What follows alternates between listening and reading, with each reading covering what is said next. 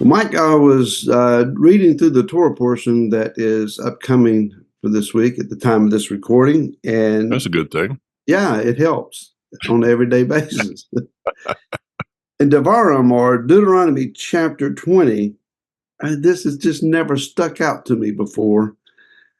But it says in verse 19 at the end of the chapter, he said, when you besiege a city for a long time by fighting against it to take it, you do not destroy its trees or wielding hmm an axe against them. If you eat of them, do not cut them down. For is the tree of the field a man to be besieged by you? And the principle he puts here is if Ah, it is a fruit tree, you don't cut it down, only a tree that you can't eat from. We started out last week talking about the list of perceived sins of the Hebrew roots community, and we dealt with Hebrew Gnosticism last week. This week, we're dealing with the fact that we have unnecessarily burned bridges behind us, mhm. alienating ourselves from those who initially introduced us to Messiah, at least as they know him. Um, a lot of us came out of wherever it was that we were mad and with a torch in hand, and we utilized a military tactic called scorched earth policy. Well, once we left the land, we burned it so that no one else could use it. I don't know. I know your family is structured a bit different than mine, and maybe the consequences were a bit different. After all, my leaving the church and so forth, a lot of that was your fault. Well, that's true. It was my fault. Yeah. Yeah. Uh, but I I burned some bridges too fast and unnecessarily. And it has been a difficult process to go back and try to rebuild relationships and bridges. Uh, have we burned too many? Is it possible to find a path of some sense of restoration? And I'm going to say it, and people are going to cringe with those that are still in the church. Um, yeah, I think so. I've got a couple of different, a number of people that I reach out to, that I talk with. I, I want to take a different angle at this, Barry. If you don't mind, if you do, that's too bad because I'm talking right now. So. Never stopped you before. Go ahead. So this is number two on Barry's list of deadly sins, that the burning of bridges. I think that somewhere along the way, and I know that there's all of us going back. I know that we would have done things a little different. Mm. Okay, but we didn't. We can't go back. This is the way it happened. But what happened along the way in for many people is, I'm thinking it this way, that relationships were revealed during that time.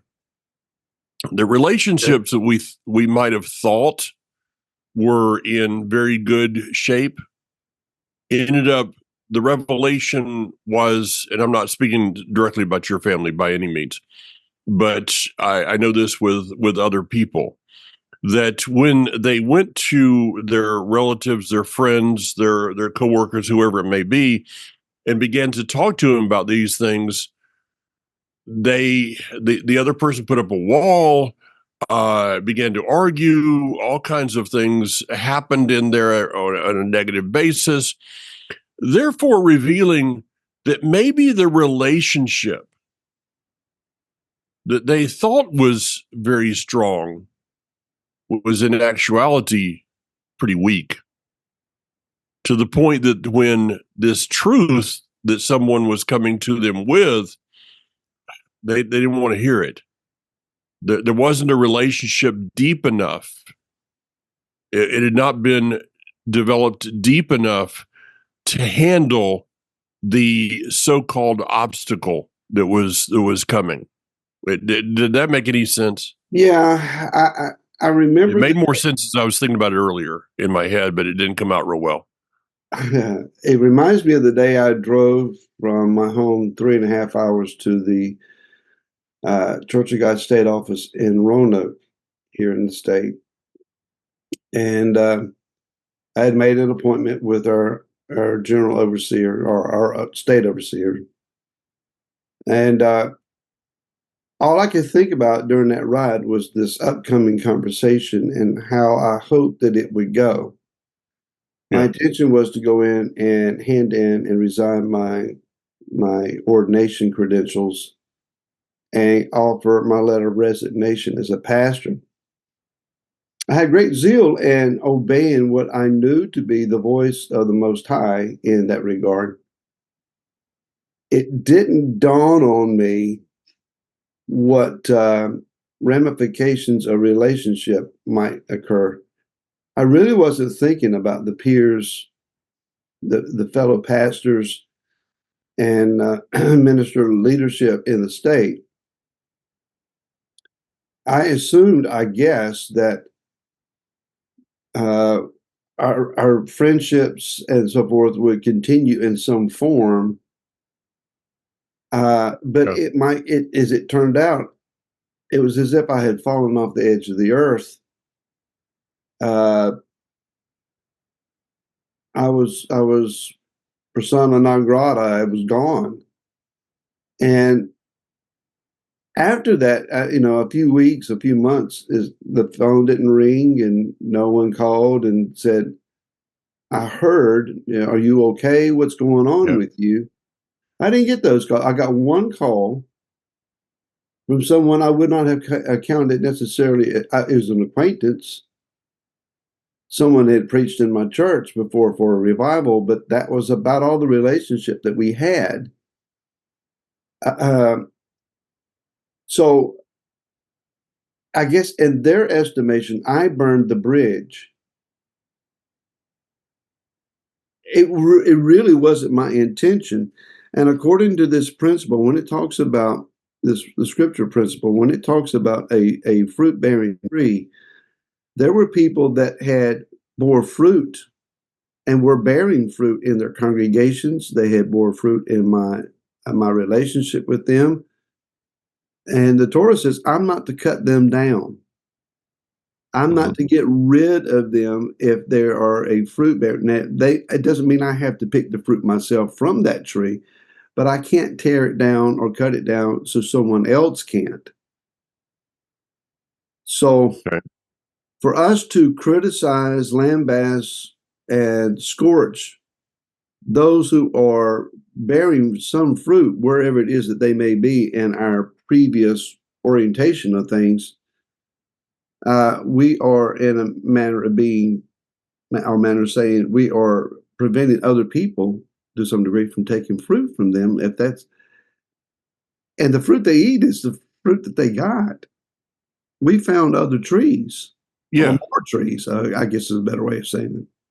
Well, Barry, maybe we're looking at this different a little bit. Let's look at it from a different angle here. Again, Now, there are those that are professional bridge burners.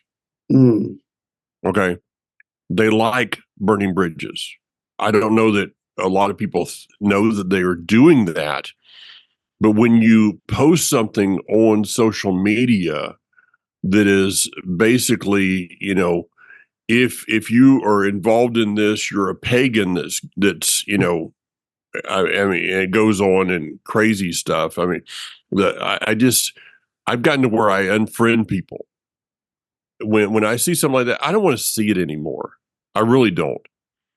But this concept, what we're talking about is burning a bridge. Is I don't really see that I was burning anything behind me, but when I chose to walk across something, when I mean, this didn't just start with Torah. This goes back to my days in a Nazarene church, filled with the Spirit. Kathy and I are going to an Assembly of God church, and we didn't burn any bridges, but there was nothing there that somebody couldn't walk over. We didn't just destroy everything, but in the end, we decided this is where we had to go to. They made a choice. They didn't want to go there.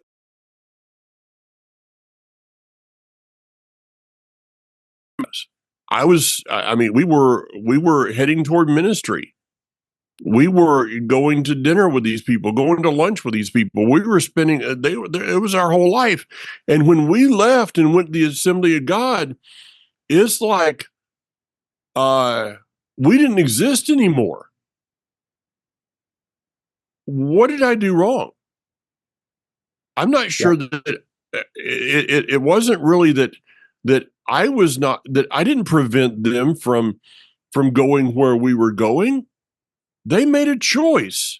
No, I do not want to move on. Period. That's not on me. That's not on you. When somebody makes a conscious decision, I'm not going there. It's like you can lead a horse to water, but you can't make them drink.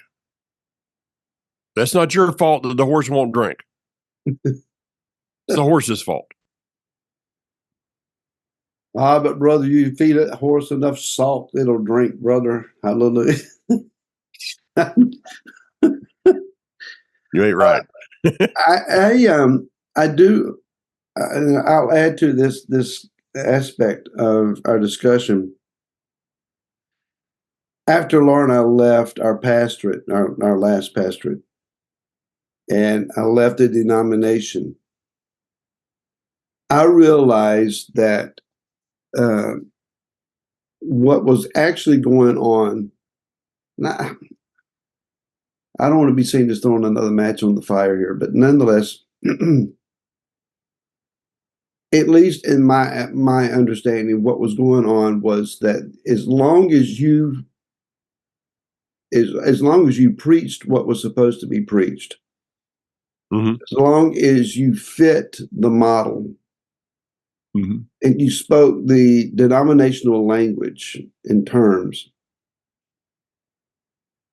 if you look the part, you preached the part, you conducted the administrative part, and it fit within the expectations of what is supposed to be, all is well and good. Now, even while I was in the denomination and was a part of the whole of the things, and finally getting to a place where I had some name recognition and, people were asking my opinions, and, I felt like I was gaining some ground there. Still, there were those that flirted with the edge of things. They were a little controversial. And sometimes you hear in conversation, well, his church is only growing because he's doing this kind of weird thing over there, and we'll see if the overseer lets him get by with that for, how mm-hmm. long it.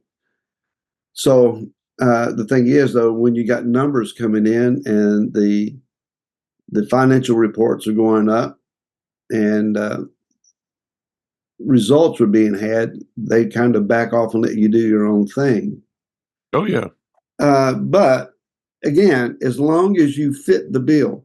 Now, when I left, what I heard from someone I still have a great deal of respect for and would love to have a conversation with again is, well, if he wanted to do a witnessing to the Jews, we could have got him in touch with, someone who was the denominational attaché to Israel, missionary to Israel.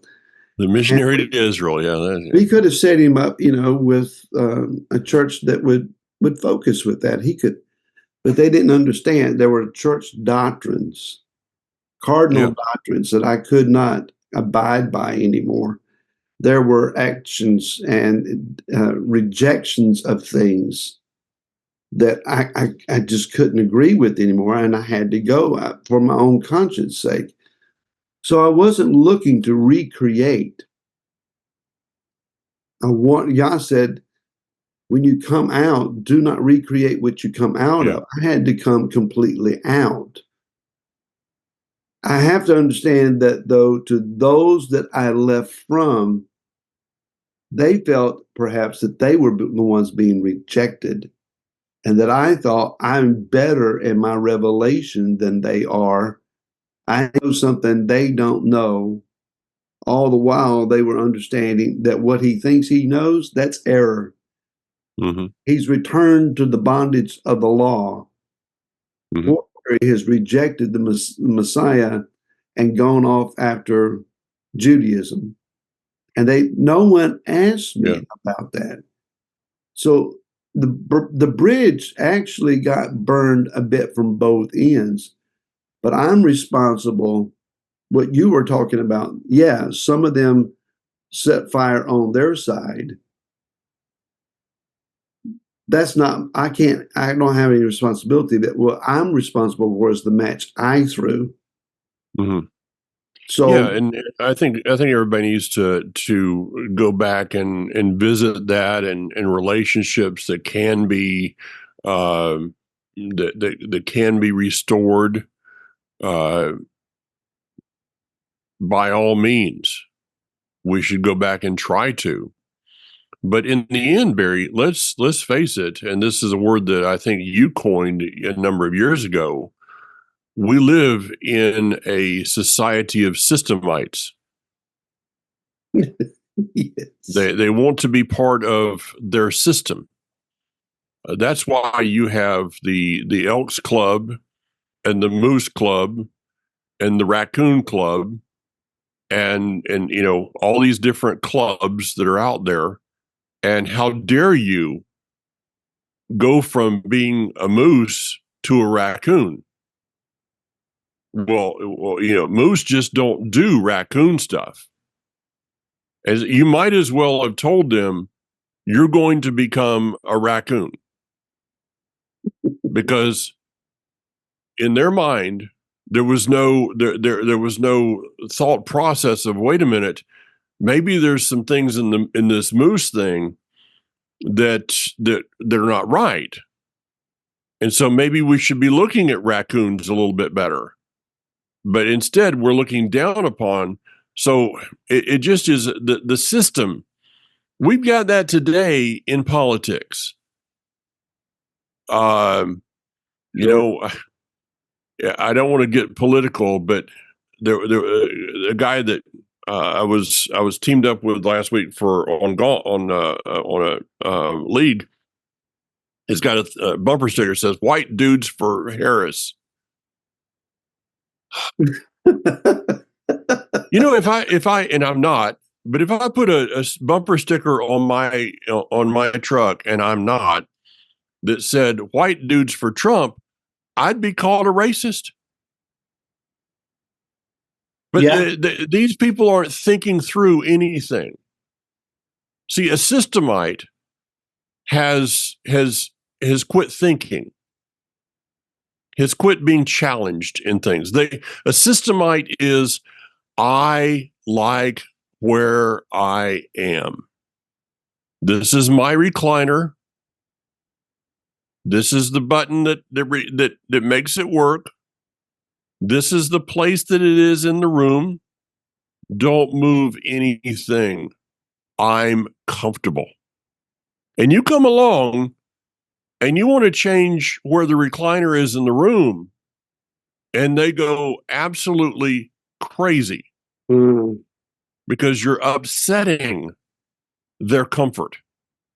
So what we're dealing with is, somebody asked this past Shabbat about people that are about folks that are in this day. You show them something, and they're like, well, whatever. And I told them, I went back to my the church I grew up in many years ago, went to the Sunday school class, and the people that were there that morning, going through for the umpteenth time and I don't know how many umpteenth is, but it's a lot, going through the same chapters of the book of Romans in the Sunday school quarterly again, as they have done however many umpteen times is, they were the complacent children. Those that were in that day with me growing up, those that lived on the edge, the rebels, the renegades, they weren't there because they never could. They could never be conformed to the system. The system could not conform them. But it was the pretty compliant, complacent, let's just get along, Barney, is that kind of person. That's who was there. Others had left. And so when we talk to people that are just comfortable with the system, they don't want to go there. It's just not their personality. Mr. Milquetoast doesn't want to change.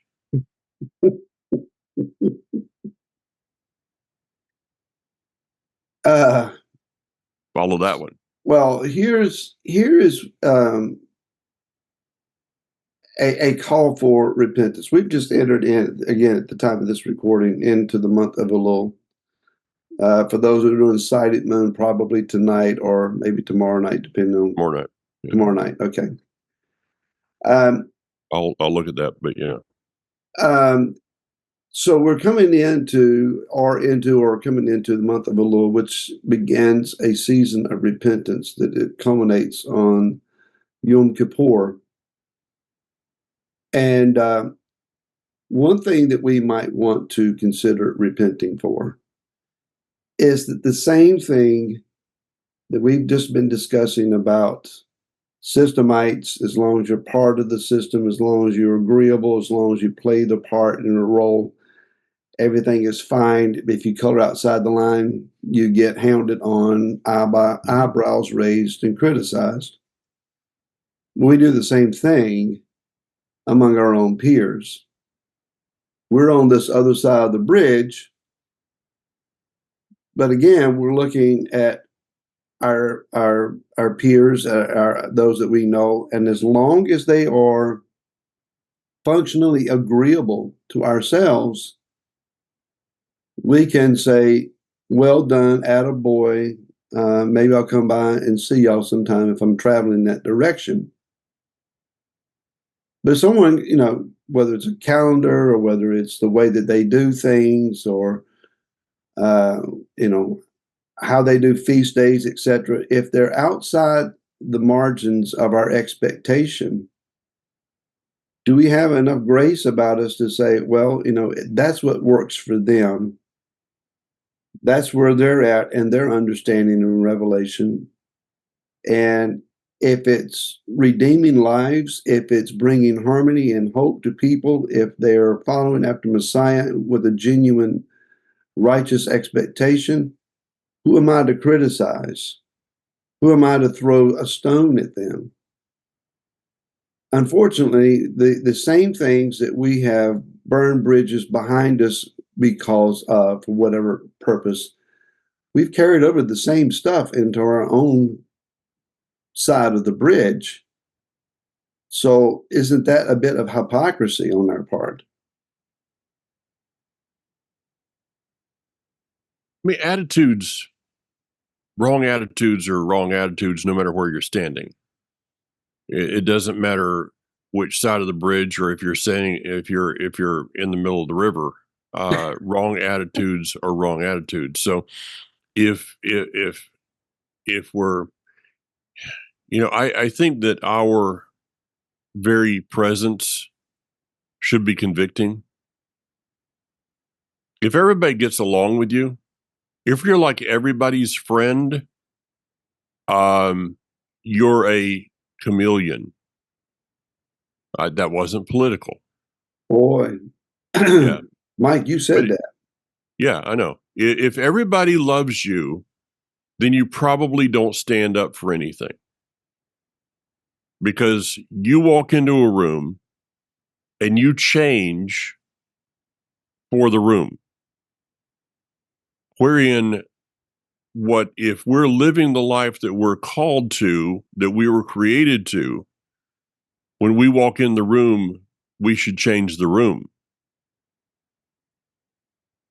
Not because of who I am walking in the room, but because the one I am in is walking in the room.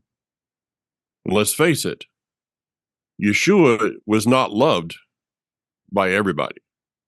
In No. fact, more people wanted to kill him than befriend him. We got to watch out what the attitude we're doing that with. Okay, if you walk into a room with a machete to change the room, that's not really the way to do it. Okay, humility, compassion. But the truth is, if you're walking in the room and your presence changes the room, there will be others that walk out of the room Mm. because they can't stand righteousness. They can't stand light. You know, if you walk into a room full of roaches and rats and you turn on the light, they run.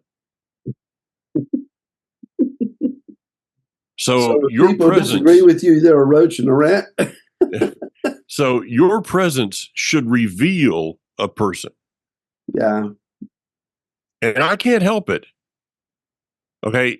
Now I need to be very cautious and very introspective of my own personality, traits, and faults, which can be repelling. Okay. Then I need to change some things. I need to work on those things. That's called life, a continual work.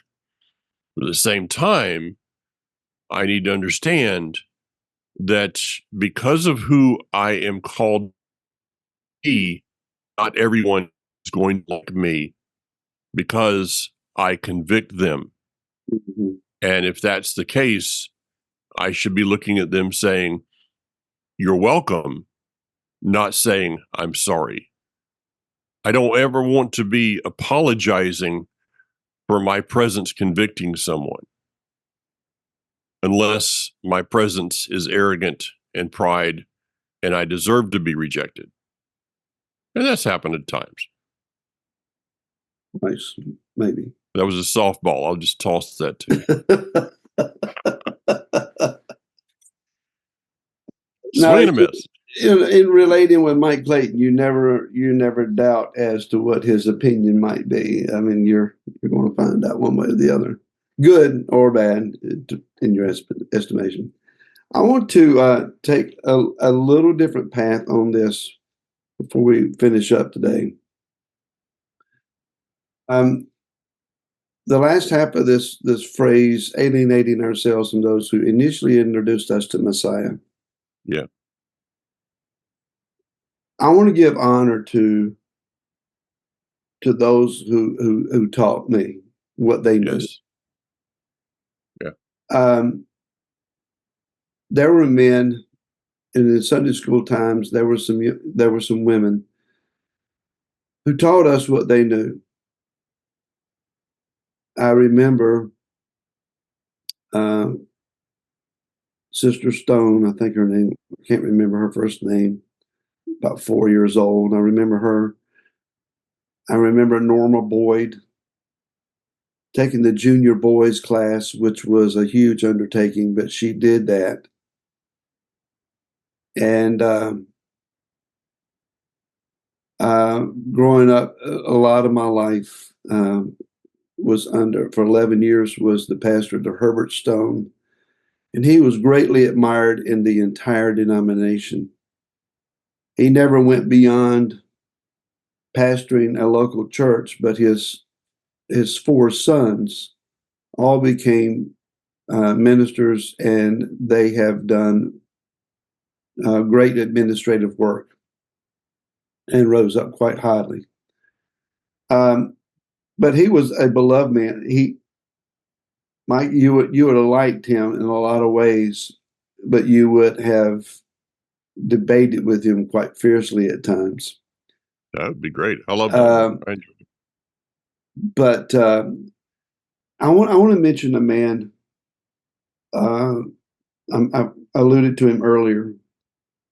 David Hagee was the pastor who performed Laura and I's wedding, and he helped us to dedicate our two daughters.